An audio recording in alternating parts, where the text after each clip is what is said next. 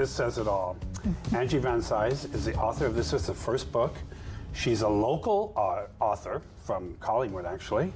And we're going to cry a lot, hence the box of Kleenex. And we're going to get through this wonderful hour with her, talking about what inspired her to write the book. It's a book about, and it's dedicated to her brother. And on with the show. Angie, good to see you. Good to see you too. First time meeting you. Yes. Yeah. And right off the bat, I'm going to say, I haven't read the book.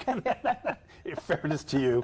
No problem. I received it very late this past week, and I was away in meetings in Toronto. And fortunately, my good friend, my producer, gave me a whole bunch of questions. And in reading the questions, I started understanding a little bit of what you write, which I know is very emotional for you. Yes. Yeah. You're a first-time author. I am. But you painted the cover. I did. So tell me a little bit about that, because you're a visual artist? I am. Yeah.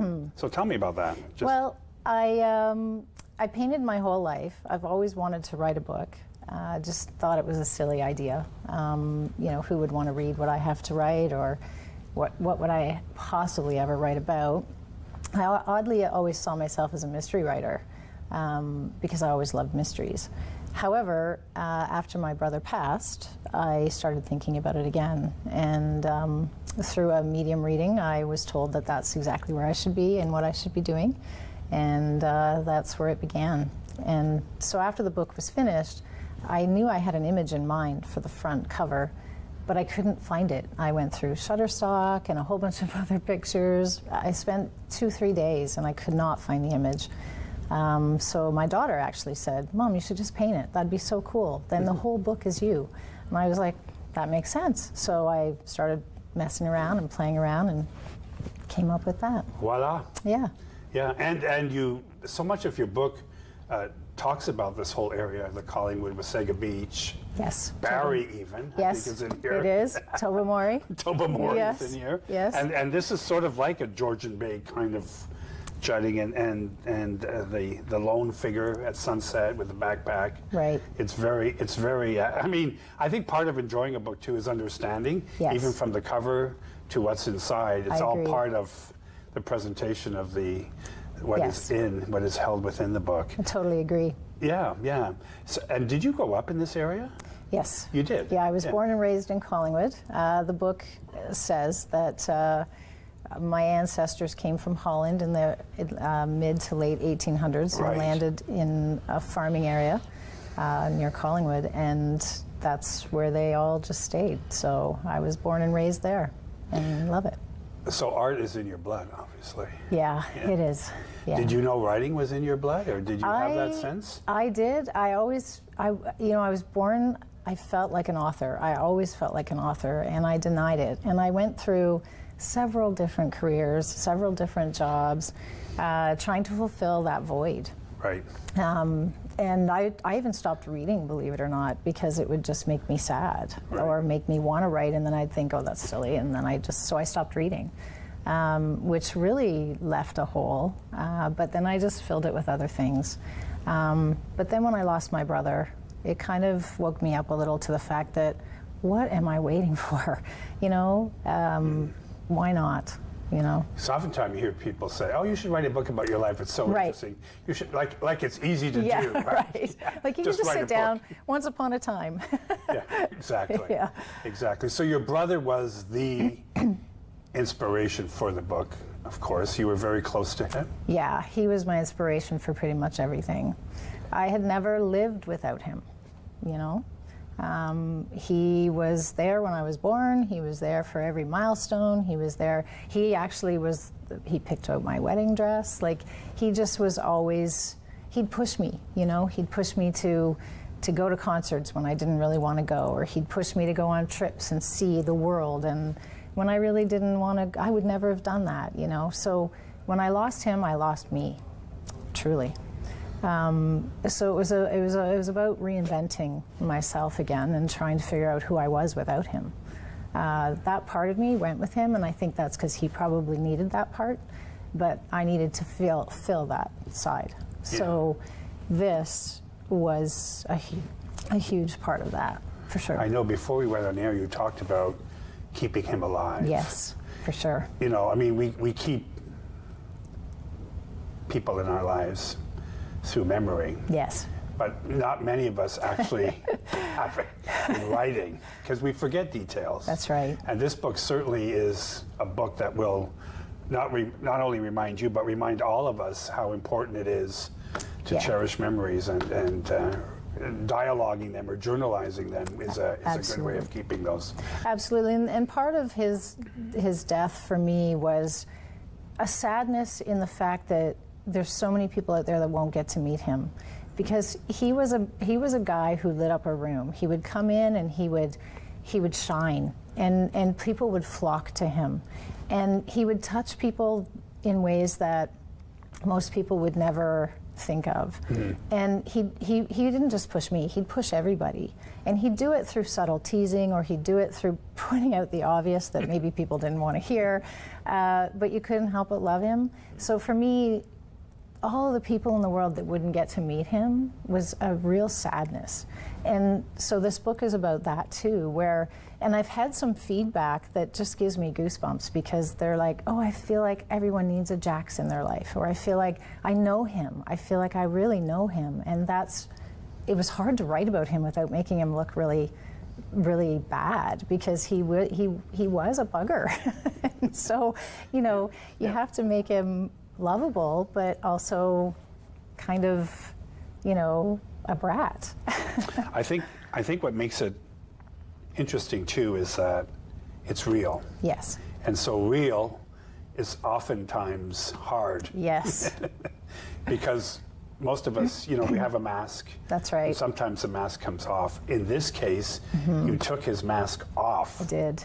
Would he have approved, do you think? You know what? I think he would. Okay. He was a guy who if he was here right now, I bet he'd be saying, look what my sister did. Look what she did. And it's about me. She wrote about me. He would have been so supportive, It is based on a true story, but there are a lot of real. The people are who I saw them as in the story. And so I think that he would be very happy with the way that I've portrayed him, and I think, yes, I think he would be on board. Because some of the book does go into, you might say, somewhat graphic. Yes. And not all of us would want graphic details about our life. Right. Well, sitting in chapters going, exactly. Or any other bookstore that the book is found in. Well, that's why Based on a True Story is so wonderful, because, some of that could be my imagination, or some of that could be real, and that's only for me to know. And Ben, in the story, I have to give him a huge amount of credit for this, because when I decided to write the book, I really wasn't sure what story to take it in, but I remembered being in the hospital thinking the whole time, watching Ben's character, the real life character, it was so torn and so just devastated. It was breaking my heart that my brother would never know that. And that's where the story was born for me, because I thought, his current partner and him were together 10 years, and boy meets boy, boy falls in love with boy, boy dies. It's not really literarily exciting, right? Whereas with Ben, watching him and the two of them having that first time love together, that was their first real male experience together, and making it into a relationship. Their love was the most beautiful love I'd ever seen. And so for them to not get that back just broke my heart. And I thought, sad as that is, that's really good stuff for a book. So I had to approach him, because when they were dating, I didn't know they were dating. I thought they were just good friends, hanging out. Looking back, it's like fishing buddies. Yeah, right? Fishing buddies. Exactly. And looking back, everyone, even myself goes, how did you not know? But they didn't exploit it. They didn't talk about it. Nobody said anything about it. So my first thing was to approach him, because A, I needed to know he was going to be okay with it, and B, I needed information. I didn't know how they met. I didn't know what their first date was. I didn't know any of that. Could I have made it up? Sure, yes, I could have made it up and just flown with it. But I wanted a part of this to be that authentic, and I needed his emotion. I needed his vulnerability, if you will. So he helped me a lot. He would do these little writings of what he remembered in their first date or first meeting or whatever, and he'd send me those writings. And from there, I would pick out his emotion. I would pick out the parts that I really wanted, and I'd develop the scene from that. So he was a pretty pivotal part of this story. When your brother, because you talk about the religious aspect of, Yes. of the family, the spirituality behind it. Yes. When he finally revealed himself, his authentic self, was it to you first? Well, it's kind of a funny story, and it's in the book, so I won't go into too much detail. But we were away in Vegas. We'll see it in the movie anyway. You'll see it in the movie, exactly. It was me that actually brought it up to him. Okay. Because I don't think that he ever did. And you know what he said? He said, you know what, Ange? I don't really say that I'm gay necessarily. He said, I've had women, I've had men, and I just prefer men. That's all. I just do. And I thought that was a really nice way of wording that. Because he said, you know, the labels for me just aren't that important. He said, I've had both. And he said, you know, I just prefer men. And I thought that was really great. Part of coming out too is acceptance. Yes. And the fear of, Absolutely. particularly with not brother and sister, and there's a love there, and Yeah. will that piece be broken? That's right. If he comes out, Yes. you know, and says I'm gay. Exactly. How will my sister? How will she react? How will she react? And it was hurtful to me in a sense that I felt so sad for him that we were so close, and that's one part of his life that he didn't feel he could share with me. After I brought it up, it was no problem. He was so open about it after that, and he knew I was perfectly okay. I remember he brought me down to the city to meet all his friends, and I walked in the door, and if there's any women out there that are feeling a little bit insecure about themselves, just go in a room of gay men, because I swear to God, they just made my head swelled so big I couldn't get through the door. They were just like, oh, she's so beautiful, come sit on my lap, I love you. And they just were amazing people, amazing people. I was so happy he introduced me to that world. By that world, you mean by the world that he embraced Yes. fully? Yes. I'm gathering, because by the time he left this world, he was totally comfortable Absolutely. in it, and you as well. Oh, for sure. Which I love it. I feel sad for people that are, you know, not open to this, because, you know, some of the things that some of those people say are so hurtful, and not anyone that I've met would ever say something so hurtful. They've all been so supportive and so loving. I wouldn't have gotten through Dan's death without a lot of them. They've been wonderful. And it's, you know, and I find that everywhere I go, whether it's female, male, it doesn't matter. Because I think they've been through so much, especially my brother's age group and probably your age group, where it wasn't so accepted. I can't imagine how awful it must be to know that, you know, you're looking across the room and your buddies are saying, you know, oh, look at Jane, she's so beautiful. And, you know, you're thinking, I like Rick sitting beside her, and not understanding all of that. Like, that hurts my heart, you know? Yeah.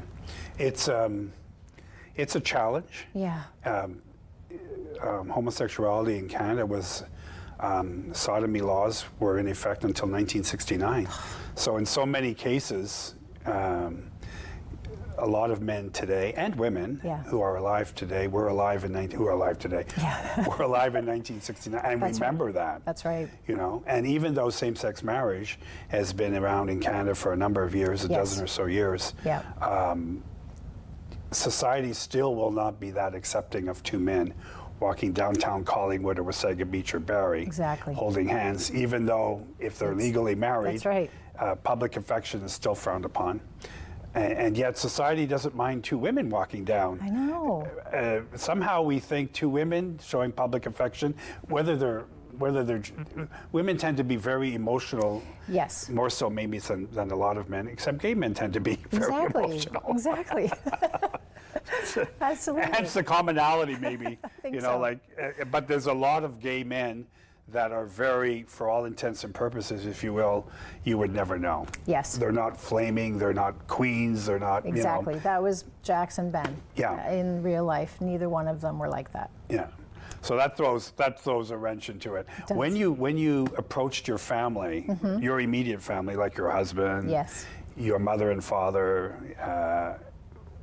what were they thinking when you, were they all going, yay, good, I'm glad you're doing this? Or was there some, because I'm thinking there might have been some pushback. You know what, well, first of all, since my brother passed, so did my mom and my brother, or my dad, while I was writing. And right after my brother passed, I didn't really talk to them about it. My dad was fairly sick when my brother was ill, and then he passed in 2014. And then my mom was very ill, so I looked after her for a year, and her cognitive wasn't great. She had a massive heart attack, and we know what that was from. Losing her son, and it caused cognitive issues. So I never really actually got to talk to them about it, which, because it's out now, you know, an actual tangible item, that part of it has been quite sad for me, because I think they would have been very supportive of it, and I think that they would have been. My dad actually, oddly enough, I don't know if who believes in it and who doesn't, but my daughter had a reading done, and he was the first one to appear, and he told her the woman that was doing it told her to tell me that my dad said he was sorry for leading me down the wrong path, because he was an entrepreneur, he was a business guy, which is where I went. And that he now sees that that was not who I was supposed to be, which meant a lot to me. But at the same time, it's because of his entrepreneurship, his business, and what he taught me that will allow me to promote this book, because I'm not a person that likes to promote myself. But the story and the meaning in this book, I feel people need to hear. And so it's his, you know, his teachings that have allowed me to be able to have the boldness, if you will, to do it. To do it, yeah. I'd like you to read something for us. Okay. If you will, because I know you must have something in mind. Because I do, and you know, I thought you would ask, and it was really tough. I kept saying to my husband, you know, what scene do I read? Because I don't want to give too much away. Also, you know, I want it to be lighthearted, and because there is quite a bit of heavy stuff in here too. So the first scene that I've chosen is actually, so Ben was heading to a first date, not with Jax, with this guy named Peter. And they are on their way to go on a canoe ride. But he looks down at his gas gauge and realizes that he needs fuel. So he pulls into the gas station that, oddly enough, my brother was working at. And from there, he gets really, he can't believe how gorgeous this guy is, and he's very distracted. The rest of that first date that date with Peter is very distracted, and he ends up going back to the Esso station to try and find this guy. So finally he returns after about 3 weeks, and here is Jax. And Jax speaks to him, and he's quite surprised that he remembered him. So that's kind of just sets you up. Okay. Thank you. So, because where I start would be very confusing if I didn't explain that. Good. So it says, I had explained to Peter a few days after our canoe trip that I felt we just didn't have enough in common. The forced conversation, the zero eye contact, the relationship was going nowhere. I think it's fair for you to move on, I'd said, but really it was to let me move on. Each time I was with him, I could only think of this guy. Finally able to speak, I said, it's Ben, and you?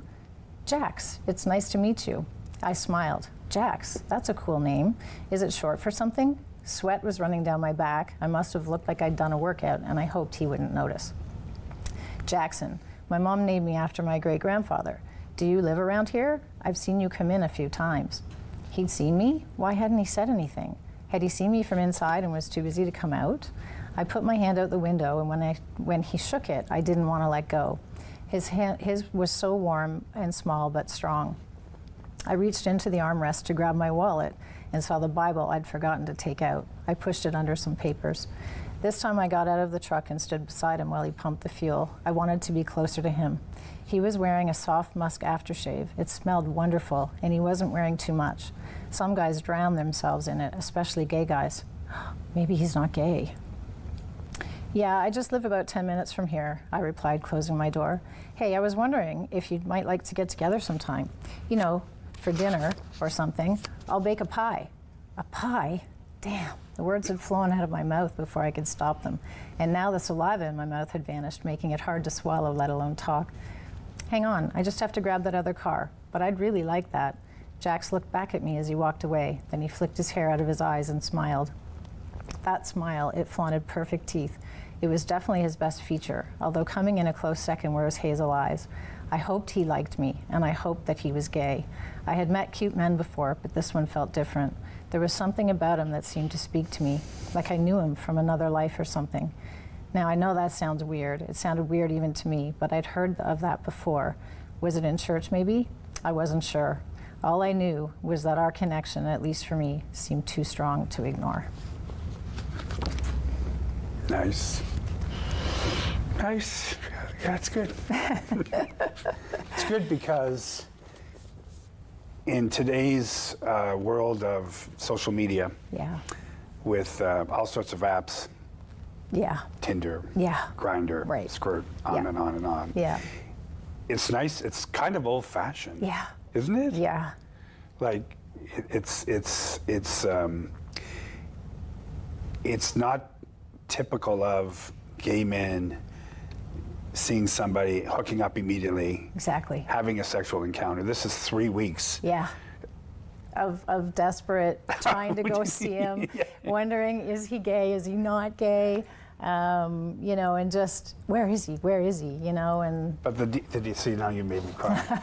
Because, only because, I'll tell you why, because it's so refreshing to read something that isn't so, what society might feel of gay guys, the bushes, gay guys, bathhouses, gay guys, cars. Exactly. It's actually quite romantic. Yes. Because you bring out features like teeth. Yes.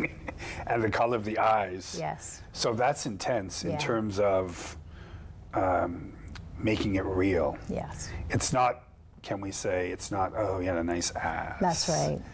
You know, great pecs. That's right. You know, There nice is that. bulge, whatever. Of course it's in there I later. know it's in there, but that's just the beginning, That's right, But the exactly. beginning is important. Yes, that's to right. set the tone for That's everything right. else that comes after it. And you hear so much about falling in love. Yeah. And even straight guys, Yep. in terms of men in general, whether they're straight or gay, affectionate with one another without bringing sex into it Exactly. is sometimes hard Yes. for some men. Absolutely. So that's good. That's good. Thank that's you. good. Yeah, and I And a good wanted plug for Esso, I might add. Yeah, I know, right? And I It's really, interesting that you know, when you said Esso, you could have said the gas station, but you actually name it, which is interesting. yeah, and I think it's because everybody who's from Wasaga Beach will know it's probably that gas station because there's only really one or two in there. So I figured, oh well, I might as well name it anyway. Which is the one by Walmart? Yes. Well, because my sister lives just down the road from there, and her husband have retired, and they bought a house Yep. in Wasaga Beach, and they're right near Yes. that corner, so I know it. Yeah. Yep. So, and I think that's what makes it so real, is that it's the detail Yeah. is good. Thank you. You know, I like that. I like that a lot. Good for you. I'm visual. I think being an artist helps to describe those scenes a little. That was the hard part because I really did want to find a part where it's descriptive, but I also didn't want it to only be that. Right. You know, so I thought, well, that's kind of a cute scene where they first meet, and yeah. So you're bringing a book to us that is written by a woman. Yes. Was it hard for you to go into that space of two men because you're married to a man? Yes. You know, it's funny. I've had that question before too. That's where Ben helped a lot because I was writing from a gay man's perspective, and I'm not a gay man, obviously. So I needed some gay men advice, and who better than the character that Ben is portrayed by. I kind of, I think when you're a creative person, you can sort of, and an empathetic person, you can sort of put yourself into their shoes. So when I was writing from the perspective of Ben, I actually felt as though I was Ben. The other question I got a lot was, I didn't want to, it wasn't supposed to be erotic, like it was supposed to have some tender scenes, but it wouldn't be authentic if it didn't have that. So there are a couple of those scenes. And I had a question one time when they said, was it hard to write about your brother that way? And I'm like, no, because the characters, Jax and Ben, became Jax and Ben for me.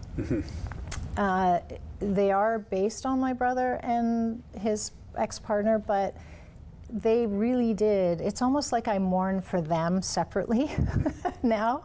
They became real. Yeah. And so to write as Ben, I really did just put myself in his shoes. It was actually harder to write Amelia's perspective.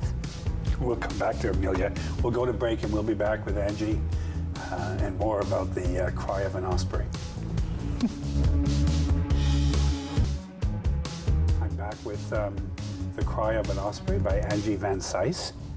Got it right, didn't I? Yeah. Good. Just before we went, and we're talking about this very emotional book because she's had me crying, but she's not crying yet. And her husband's offset, and he's about to cry. So we're holding it together. And he's been very supportive. I forgot that part. And your husband's name is Craig. Yes. So we kudos to him because no doubt he was part of supporting you through this book. So absolutely. We acknowledge his support. Absolutely. Right? Absolutely. Because I don't want him to beat me up after the show. Going, you never mentioned my name. Before we went to break, though, we were talking about the hazel eyes and the nice teeth. But you're writing from a female perspective, but you're actually writing, as you said, through Ben. Yes. So here's a question for you. The love that you have for your brother, did you channel that through Ben? Yes. Okay. For sure. You did? Yeah. Yeah. And the love that I saw Ben having for Jax and my brother, I really channeled that a lot. And it's funny, the scenes that were the hardest for me in terms of emotional were the ones that I just read to you, because knowing now how they met and how magical and beautiful their love was makes it that much more tragic for me, knowing that was something they both shared, and they both, writing those scenes and experiencing that through them for the first time, and knowing that that's not ever going to happen again, that was the hardest part, writing emotionally. Yeah. For sure. It is hard to let go. Yeah. Yeah. Yeah. It is hard to let go for all of us. Yeah. Yeah. But what's interesting for you is that you're not letting go. No. And that's an interesting thing as well, because anyway, yeah, you're not letting it go. No. You kind of paint your brother as a bit dramatic and needy, which is good. Yeah. Because gay men are often dramatic, or what do we call? We call them. Sometimes they're called drama queens. Yes. But you also say needy. Needy to, for what?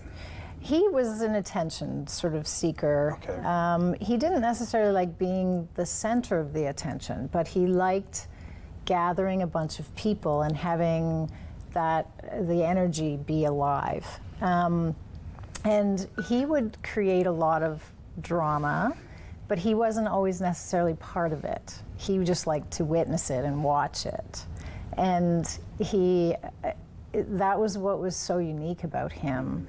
But quite often, oddly enough, the drama that he would create would help those people to deal with things they hadn't been dealing with. My cousin spoke at his celebration of life and said that very thing, that he said, I often get told that Dan was a teaser. He liked to tease people, but he said, I like to look at it differently. He said, I like to look at it that he would push us all into our insecurities so that we would deal with them and work them through. And if that came in a form of teasing, then that's okay, you know? So yeah, he definitely was the life of the party. He would create a lot of issues, but not in a bad way. He always had everybody laughing, and he hated when people were apart. He wanted everybody in the same room together, always. You know, like I would say, well, Dan, I think I'll have some people up this weekend, and all of a sudden there'd be 60 people at my house. And I'd be like, Dan, he goes, well, you wanted some people. I said, yeah, but I didn't plan for 60, but that was just him. You know, he didn't want to exclude anybody, not anybody. Yes, well, that's good, because what you're telling me then is, or what you're saying to us, and in the book it reveals him as being needy and dramatic, but not negative, but rather positive outcomes. Yeah, and he needed people. He really did. He hated being alone. And that form of the needy is where it came in. And the year before his death, he was a different person. He went in with high blood pressure. Nobody knew what was going on, but he was very scared and very anxious that whole year. So that part of him that I painted in that part of the book is just that year. And he was a very different person. It's almost like he knew something we didn't, that he was going to die. And he'd always been a kind of now guy. Like, he had to do everything now. He had to go travel, he had to see everything. It was a very sort of like a now thing. And I think that maybe some part of his soul or some part of him knew that he didn't have all that long on this earth, that he had to get it all in, you know? And in some ways it's not a fatalistic view of life, because every day we don't know. We could be very healthy. That's right. Circumstances being the way they are. Absolutely. Or you could have something that will tell you have 6 months to live. I remember that with my dad, who was given 6 weeks to 6 months to live. It's very difficult to get up every day and go, you know, feel energetic and pumped for it. And none of us really want to let go. No, that's right. You know, because we think whatever it is, we can overcome it. Exactly. And then suddenly you have to admit that, you know, you're not going to be able to, and that's it. Yeah. So not letting go. Was he kind of spiritual at all about that, in terms of coming to terms with having to let go? No, because he didn't know he was dying. Oh, okay. So he was very scared of it, actually. He didn't want to die at all. He kept saying near the end that he thought he was leaving. Like, there's some in there too, but we left his house. I went down to pick him up in the city, and when we left, he looked back and he started to cry. And I said, "Oh, Dan, what is the matter?" And he said, "I'm just scared I'm not going to see my dogs again." And I said, "That is ridiculous. Like, why do you think you're going to go somewhere? You're not dying. Like, I don't understand, you know?" And I think a part of him at that time felt that, but he never had been told that.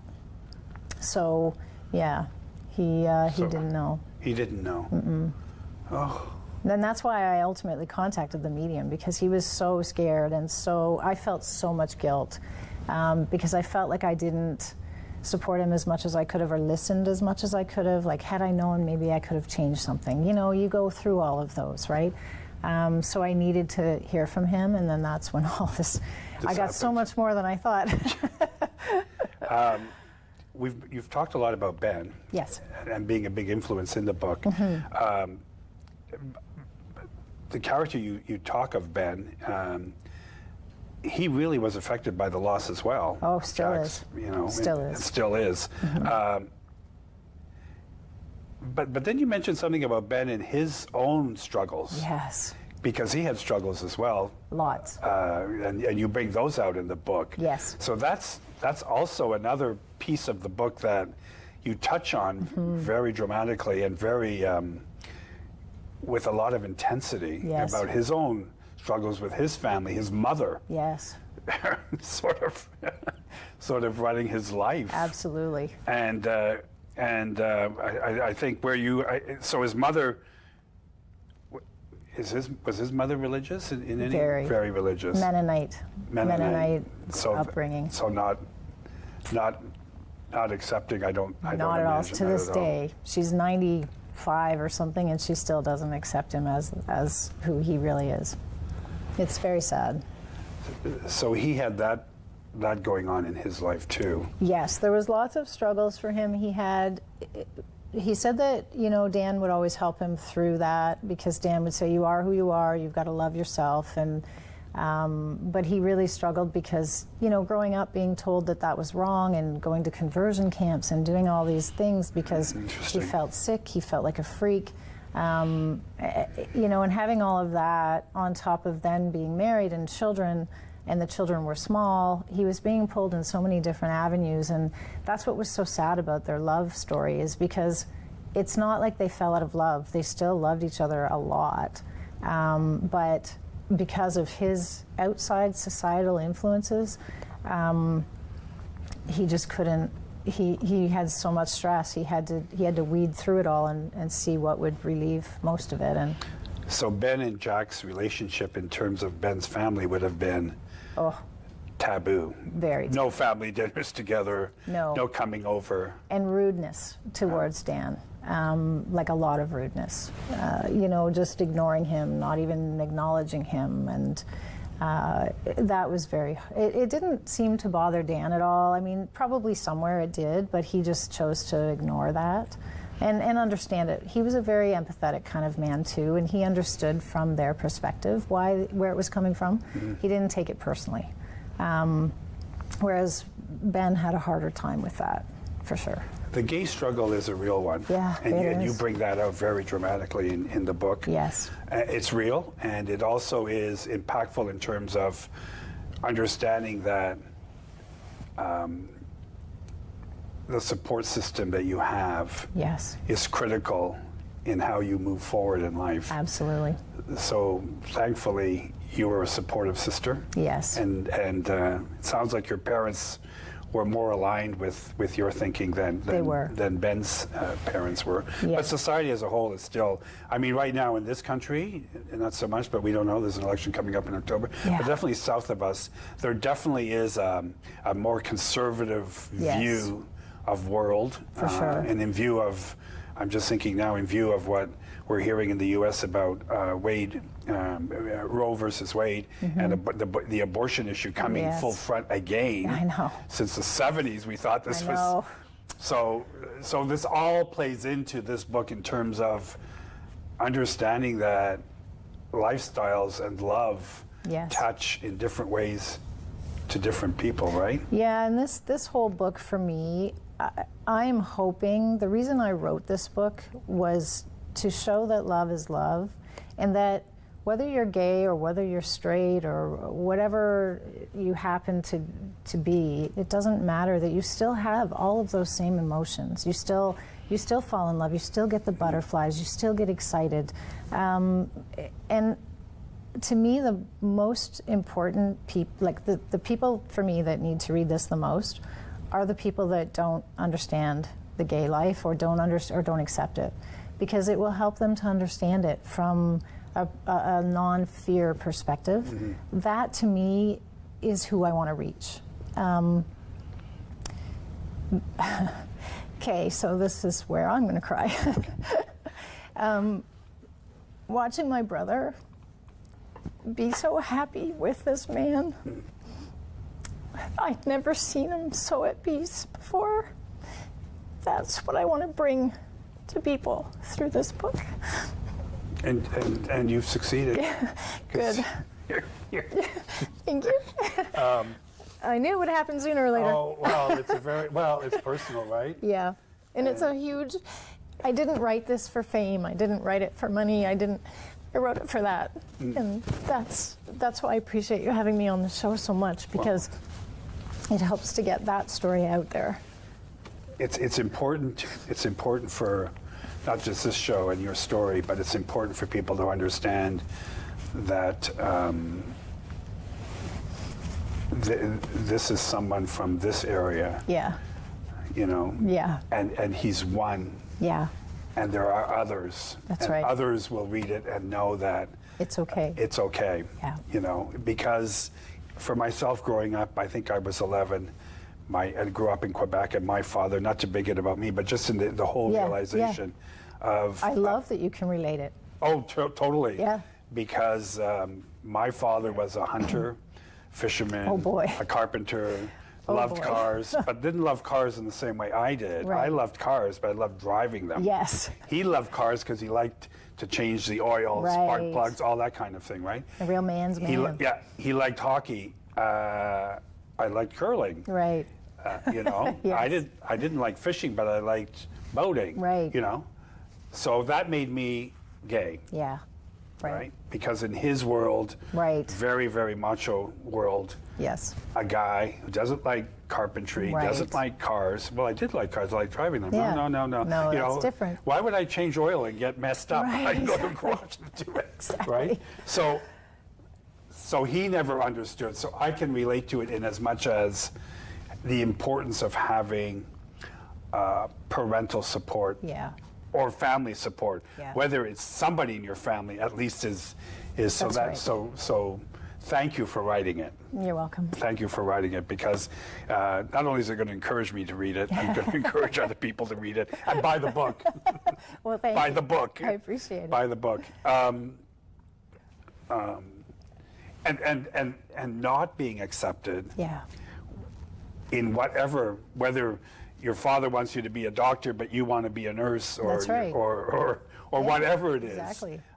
is important. And for me, from my own personal experience, fighting that notion that Yeah. how dare someone label me something Right. because I don't like what they like, therefore right. that makes me this. Right. And so how dare somebody say two men can't love each other because it's not right. Exactly.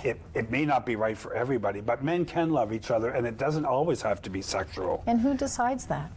Like, why? Who has the right to decide that? They, you know, they often say This big they. they. Yeah, I know. right. And the one thing that I that hurt me, Ben was over at our house one time. We've become very close through the loss of my brother, which is also in the story. But it tore at my heart one day because he came over and he said, I was able to, when I'd go to school and I'd meet a cute boy and I'd be excited about that, I could go home and say, Mom, guess what? I met this cute boy and he asked me out and I'm so excited. He didn't get that opportunity. He didn't, he couldn't, when he got excited about Dan, he couldn't run home and say, guess what, Mom? I met this guy and I'm so excited. How awful is that? Who did he get to share that with?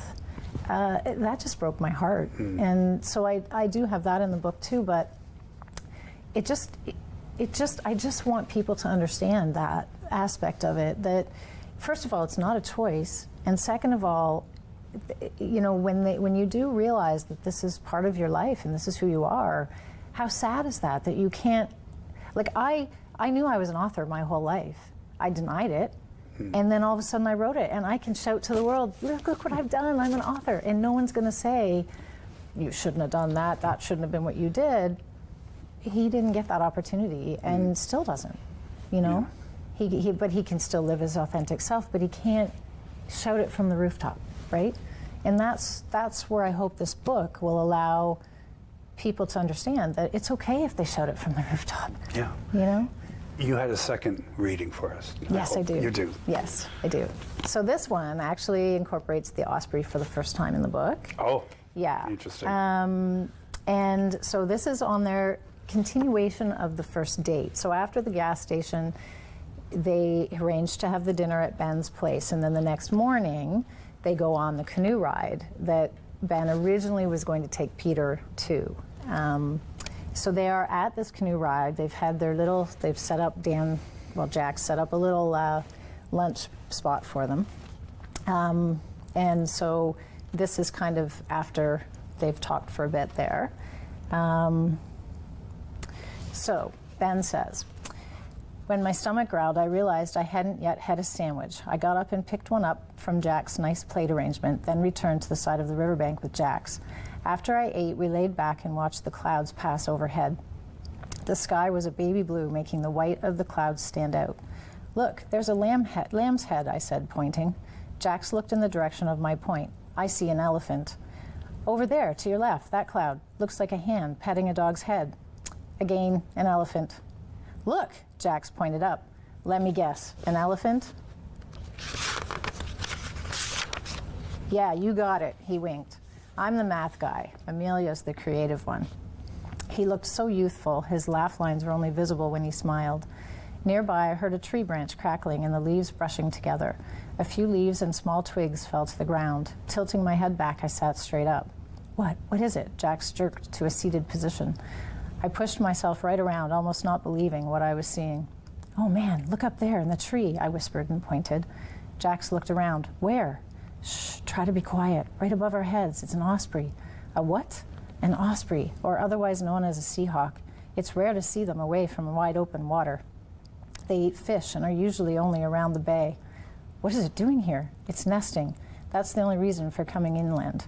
Wow, this is really rare, Jax. I usually only see them on Flower Pot Island.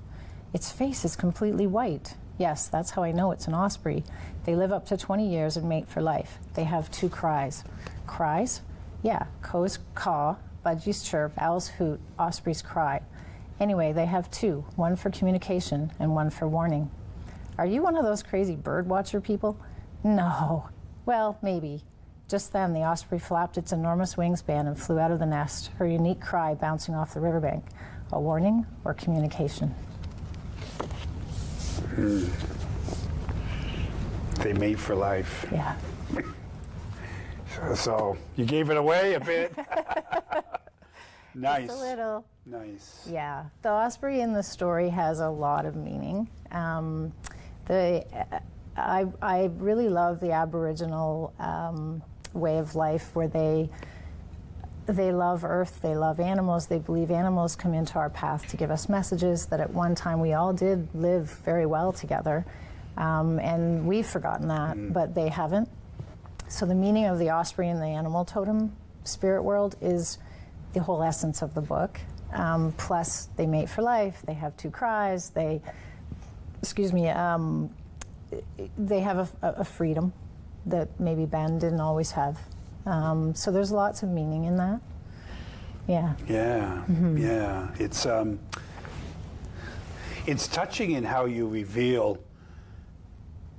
how you bring in that Indigenous component. Yes. But how you also mirror that into their life, things like communication or warning, and then mating for life. It's juxtaposition against their life together because they were partners. Absolutely. And the whole notion around communicating, and we communicate for what reasons, Exactly. in the human experience. Exactly. I wanted to touch a little bit about, because you do bring in, you brought in like sort of the Indigenous way of living, and how they're so, they commit themselves to Mother Earth and water and the importance of appreciating the land. Absolutely. And you bring that a bit in. Is that spirituality is part of who you are as an author, I'm thinking. Yes. The creative aspect certainly is, because the Indigenous component talks about the creator. Yes. Not God, but the creator. Yes. Yeah. But I'm interested to know about the piece, because you did mention it, the Bible was on the car seat, and he shoved it under some papers. Why was that important to put that in there, that narrative about the Bible? Because it's there, and then it comes up again in this, with the mating for life and the cry of warning and everything. Because some people would say that the Bible is a cry warning people of an impending apocalyptic impending coming. Yes. For the book of the Revelation, the last chapter in the Bible. So I'm just wondering, because that's in there, and to me, it's got to be intentional. Yes, it is. Mennonite. Yes. Yes. So throughout the book, Ben's biggest struggle is the church and his mom. And so she leaves Bibles for him in places. Okay. So earlier in that chapter, when he went the first time to the gas station, he went to look to get his wallet, and there was a Bible there. His mother had put the Bible there. Okay, good. Because he was going on this date with this boy. Which she knew. Yes. So she put the Bible there as a warning. Yes, exactly. Hence the Osprey. Exactly. Yes, wow. you got If this it. doesn't make people pick up this book, this weekend, I'm going to be shocked. I hope If so. you get a call from the printer saying we've got to reprint another 10,000 copies, Exactly. you'll know why. I'll know why. Yeah, you'll know why. This is the hope, because again, the messages in this book are what I really want to get out there. So I'm hoping it does, get it out there and people want to pick it up. Lifestyle and, some people's lifestyles are not your lifestyle, but yet there are so many lifestyles out there that the gay community seems to be much more receptive because of their own struggle. Yes. Your brother's struggle, Yes. Ben's struggle, Amelia's struggles, if you will. Yeah, exactly. Because Amelia, which we haven't really talked about her, but she's there, Yes. and she's in that narrative that you just read, that Amelia is a creative one, Yes. which, if people know, Yes. it would be you. That's So right. you've put yourself into the book. I have. Was that hard to do? It was very hard to do. Writing about, it's so much easier to write fiction, strictly fiction, and write about people. I mean, essentially an author always has an image of somebody in mind when they're creating a character, and it's usually based on someone you know. But because Amelia was me, it was very hard to write about me. I'm not a vain person. I'm not somebody who likes to be the center of attention, so it was very difficult. Even writing my biography for my website, I had to do it in third person because I just couldn't say I. So that is the part of the book that was the hardest. Also because Amelia writes about the hospital scenes, which are icky. So everybody wants to get back to the Ben and Jack scenes because those are the beautiful, wonderful scenes, which is okay because Amelia's job in the book was to make people a little bit uncomfortable, was to give sort of the gapping history. When I took the U of T program, I took the creative writing, certificate program, and the final project is you go down to your peers in the school and you handed in one draft, and then you worked with an editor for 5 months, an instructor, and then you discussed what you changed about it. Well, in my first draft, I had Amelia in there, but in my second draft, I had taken her out. And one of the gentlemen that was there, he was a gay man, oddly, and it was wonderful to have him there. He gave so much. His name is Tom Vernon, and he gave so much insight into a lot of where I needed to take the book. But he said he really missed Amelia because Amelia needed to fill in those 10 years or 12 years gap because Jax can't do it. He's laying unconscious. Ben wasn't really there. Like, they would see each other, but he didn't really know the ins and outs of what was going on. So that left Amelia to fill in those gaps, and that gave her a purpose in the book then. I was quite comfortable removing her. But when he said all of that, I thought, oh, he's kind of right. I do need to put her back in.